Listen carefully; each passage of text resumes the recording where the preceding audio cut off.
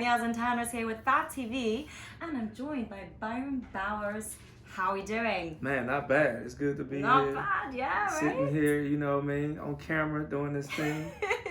So I want to know, because this film, Honey Boy, was horrifically deep and real, I must say. And you play Otis, aka Shia LaBeouf's rehab roomie. And I feel like your character was quite the nurturing, balancing act in opposition to him. Why was this relationship so important? I think it's important to all of us to have a relationship like this. Like the way I explain it, like it's like your first day of school at a school you don't want to be at, and you just walking into the cafeteria for the first time, and you slip and fall, and you look up, and it's that one guy that is like, I slipped in that same spot, you know, and you just have a bond right there, and he helps make everything easier. This could be one of the worst times of your life, and it's always somebody that's there like that, that if you aware of, that can help pull you out of that, because they're going through it, you know. You're always going to need one of those characters in your life for that support. You know, obviously the premise of this film is about the whole struggles of a father and son relationship dynamic when you're having to go through the turbulences of like near homelessness, poverty, addiction, and you yourself, you know, you've expressed on stage how you've also struggled through some of the relationship dynamics with your father, who suffers from schizophrenia, and having seen Shia, who's written like pen to paper to creating the movie, you also have those real elements when you perform comedy. Tell us a little bit about how it feels to really enact those real elements and portray them so publicly. It feels great. It's a release. Something you hold on to inside for so long. I hate to compare it to gas, but you ever just sit on the gas for a while and it eats you up, and no matter what goes on around you, you just think about clenching yourself and holding on to that gas. But once you release it, then you're able to like really enjoy and be present with what's going on around you, and that's what it's like. It's like bad gas. That's a weird analogy to make. But mine came from not being relatable. Like, you know, Shia, myself, anybody that goes through, we have triggers we have emotional things that we go through, and then people or society be like, that's not normal. You should act like this and that. And, you know, I was doing jokes that people thought were funny, but it wasn't relatable. So I was like, oh, well, I'm just going to tell you why I'm not relatable. Like, screw it. I'm just going to do my non-relatable personal stuff. And then when I started doing that, more people started coming out the woodworks like, oh yeah, my brother is like that, or that happened to me when I was younger. And I was like, oh, this is the relatable stuff. And I might have cried the first time I did it on stage or looked down, but the second and third time it just lost its, you know, its power over me, and it just became a thing. And some stuff I don't even have to do no more. Wow. Because the issue was worked out.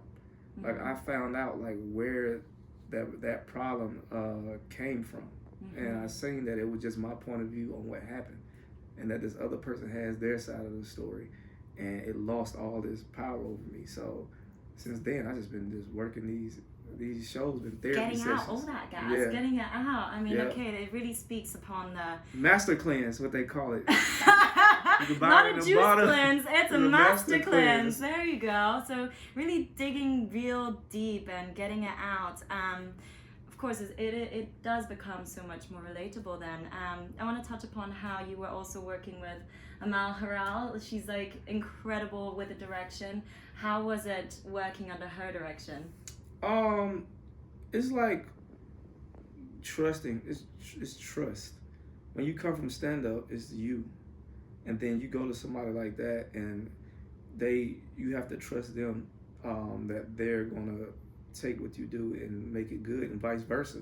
And they trusted me to put me on the project, so I made a promise that I wouldn't suck, even though to me I didn't know what I was doing. You're hugging yourself. Yeah, I'm hugging myself, and like these tense moments is where I shine. So they gave me the freedom to not be silent and quiet in those moments, and do what a real person like myself would do, and that's what they kept on the film. I really enjoyed your character because you had that sort of lightness and airiness to it, It's like we needed that because it was such a deep and intense film. Thank you. Ultimately, what do you want the viewers, what do you hope the viewers will take away from this movie? I want you to feel something. Whether you feel empathy for the person who the story is about, or ultimately learn how to deal with the stuff that you're going through. I always want people to have fulfillment in life, because we chase money and all these things, but now you get a chance to see a celebrity. Sometimes people who we want to be, and what was at stake for them to become that celebrity. And you should walk away with enjoy who you are and everything that you went through. Because guess what? You got a story too. Hey, well on that note, thank you so much for talking to us here on FabTV. Incredible pleasure meeting you. Thank you. Thank you. Bye. I wanted to go, oh! There was a whole chicken scene in there. there. I'm sorry, we can do that. 1, 2, 3, go. I had to look up the symbolism of chickens. I was like, why is this Henrietta chicken in there? Apparently it's parental spiritual love. Wow. It's a symbolism in there. Didn't know that. I thought it was, I see food. I wonder why they don't serve chicken at the movie theater. But to each his own. Bring that in, hey? Yeah. Some Honey Boy special. They should.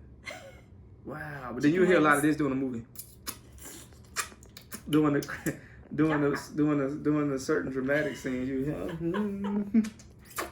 Instead of biting your fingernails, you're sucking. Throwing bones. I'm like, maybe that's not a good idea to have chicken. Yeah, we don't want to mess up the cinema. Man, that was a good movie. Oh, thank you. Thank you. Thank you. Thank you. Thank you. Thank you.